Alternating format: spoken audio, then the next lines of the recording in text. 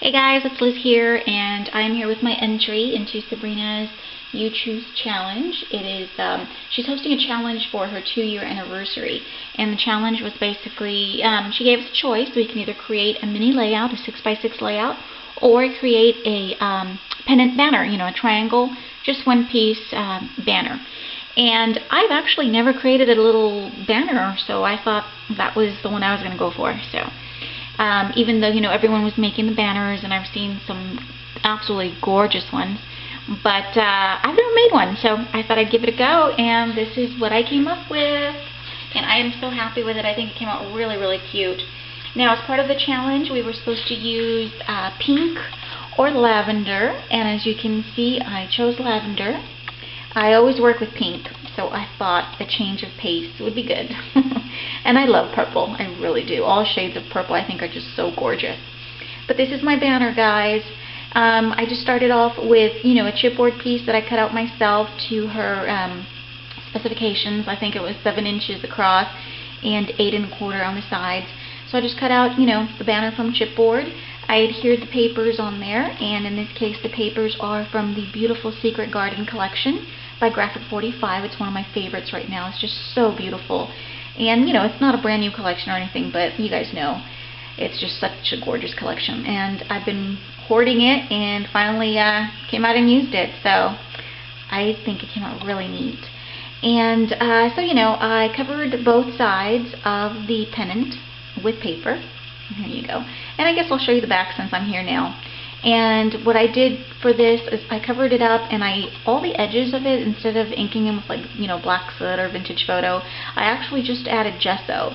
But then of course I covered them up when I added the laces and the trims. For the sides, I added this beautiful lace that Bonnie sent me. Thank you so much, Bonnie. It's beautiful, and it was perfect for my project. And so I added that lace to the sides. The lace was actually adhered from the front, but you can see it from the back as well. And then for the edges, to kind of clean them up a little bit, I used this braided trim that I picked up at Hobby Lobby. Look how neat that looks. So it comes all the way down on the sides and across the top. Very neat. And this here, this little die cut piece, is actually fussy cut from one of the papers from the Secret Garden collection. And I thought it was really neat because it's already got lines where I can write a message to Sabrina, and it's just like a really pretty label, and it's got these beautiful little girls in the back. Look how pretty they are, so sweet. And so that's what where I'll write my message to Sabrina. And so the front, because it is Secret Garden collection, I wanted to continue along those lines, and I just really love creating little scenes. And I recreated the little scene from one of the papers where the little girl is walking through the garden. And so what I did is, I fussy cut her out of the collection. Let me put this down a little bit. There we go. I fussy cut her out of the collection, and I also did a lot of fussy cutting with little bunches of flowers. Like this here is one piece, and this is another, and then this is some more. So a lot of these little bunches were just fussy cut from the collection. And I started off by, of course, after adhering all the trims on here as well, the lace and the braided trim, I did this little fence. This is like a small piece of a die cut fence. There's a piece here and a piece over here. And I don't have this particular die. I actually bought these die cuts on eBay. And so it's my last of it. I had maybe that much left, so that's why I had to cut it. But I added a little piece there and a piece there, and then I used foam tape to place her over one of the corners, one of the edges, so it looks like she's, coming forward from the little fence. Really cute. And then, of course, I adhered all my little fussy cut flower clusters from different pieces of the paper over her. So it just looks like this lush garden of gorgeous flowers, and she's just walking right into it. It's really pretty. And let's see, and then what I did is I fussy cut this. It's not a sentiment, but a little quote from the collection, and it says, "If you look the right way, you can see that the whole world is a garden." And I really loved that, so I knew I had to use it in there. And so of course I cut it out, I inked all the edges with a vintage photo, and I used some foam tape in the back to, of course, make it have some dimension and stand out from the background. And that's really cute. And then let's see, to continue on over here. So then what I did is I just kind of used the same type of flowers that were found in the garden. And of course the first thing I noticed is these daisies. And so I think that's what they are, right? They're daisies. And so I used these two that were in my stash, and I just adhered those on there. I think those are really pretty. So it's just like this beautiful garden that she's walking into. You know, she's curious, looking at everything around her.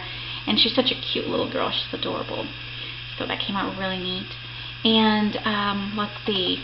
For the bottom, of course, I used a lot of seam binding. And all the seam binding was crinkled. I crinkled it myself, and I dyed it myself using Tattered Angels in Deep Plum. It was the absolutely perfect shade of purple. Yes, it's a little bit darker than the rest, but I think that works, see, because you don't want it to blend with the papers. You know, I used the lavender piece from the collection. But I think it goes really, really well. It's really pretty. For my center of my bow, because I created a bow from the seam binding, I just used, this is a brad, and I cut off the prongs and I used it as a center for my bow.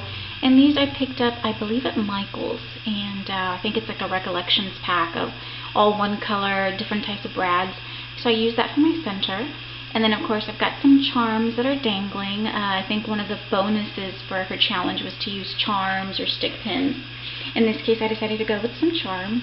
And I have this cute little bird. I think this is a Tim Holtz bird, but I'm not sure. And I just, put a little bit of gesso on top so he wouldn't be so bright. So I've got a little bird. I've got a little key.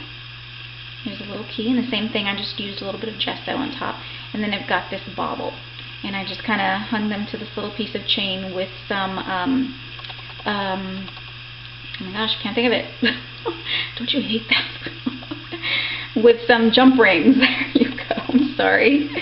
Okay, so it's really pretty. It just kind of dangles, and then this little piece from the bow kind of dangles as well. So it's really neat. And then I probably just jumped ahead, but it's okay. Alright, I'm going to take you up here. And I did the same thing here. I created, the seam binding. I used a lot because I wanted 3 different bows, one in each corner of the triangle. So I created another bow here, and I just did the same thing. Just added a brad for my center. And then same thing on this side as well. So they came out really pretty. I just love the color, and they're so shimmery because the Tattered Angels has, or the Glimmer Mist, it's got a lot of sparkle in it. And then for the little sentiment or the little quote, I just added this corner piece, and I believe this is a Melissa Francis resin piece, and I just applied a little bit of gesso on top to whiten it a bit because it's a little ivory, and white I thought would go better. So I just whitened it a little bit with some gesso and added there to the corner of the quote. Really neat. And then of course I had to have branches in here, and I just love making my branches. I think they came out really neat. And all I did is I I used like a cereal box chipboard, really thin chipboard, and my Spellbinders dies. This is the Cherry Blossoms die. It comes with branches, and it also comes with little cherry blossom die cuts, or little die pieces. I just used 2 of the branches, and what I did first, I inked it just in random spots with walnut ink, distress stain, and then I went over the entire thing with the Vintage Photo. And then of course before that dried, I used my Vintage Photo Distress, the embossing powder is right over that. I heat embossed it, and I just love the way it comes out. It's really, really neat. And the walnut stain with combined with the Vintage Photo gives it a variation of browns, so it's not like all one solid color, and it's really neat. And of course the Distress, the embossing powder, helps because it's very grainy, as you can see, and it really does look like real branches. It comes out really neat. I love doing the branches. Very cute. And the flowers were just fussy cut from one of the papers. It was like some small scraps that I had left over, and I just fussy cut some of the flowers and adhere them to the branches. So it just looks like, like a spring tree, barely, starting to bloom. And I thought that was really pretty. And then of course there is some foam tape behind here to make them stand out. See how the branches stand out? And then I used my little Martha Stewart punch that I love using, and I just punched out 3 butterflies using a scrap of paper from the collection. And I inked all of the edges of the butterflies with Vintage Photo, and then I stickled them up real nice. So hopefully you guys can see some of that glitter. So there's a butterfly here. I don't know if I said flowers, but I meant butterflies. Butterfly here, a little butterfly here, and then there's one right on the fence. Really cute. And they're all stickled up and inked with Vintage Photo. So that's my banner. I really like it. I think it came out really, really cute. And I hope, oops, I'm so sorry. I always do that. I end up kicking the darn tripod. So anyways, that is my banner, you guys. I really hope you like it. And of course, Sabrina, I hope you love it as well. And, you know, part of the challenge, we're supposed to say, you know, 2 things that we like about her channel. And what I like about Sabrina's channel, I like a lot of things. Of course, her creativity. She is just such an amazing artist. She creates such beautiful pieces, absolutely gorgeous. But what I like most is actually her enthusiasm. When she receives hauls, or I mean not hauls, but you know, Happy Mail and things from other people, her enthusiasm is so contagious. She gets all excited, you know, and she's like so happy and giddy. I honestly, when I'm watching her videos, I'm always giggling and just laughing because it's like, it's contagious. You can just hear how excited she is, you know, and it's just, it comes across, and I just love watching that. It's so fun. And she is just a down-to-earth, the sweetest person.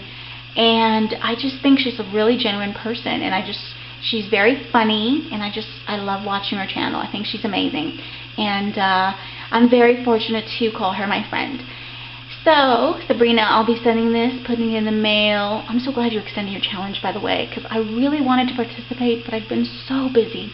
I'm glad she extended it.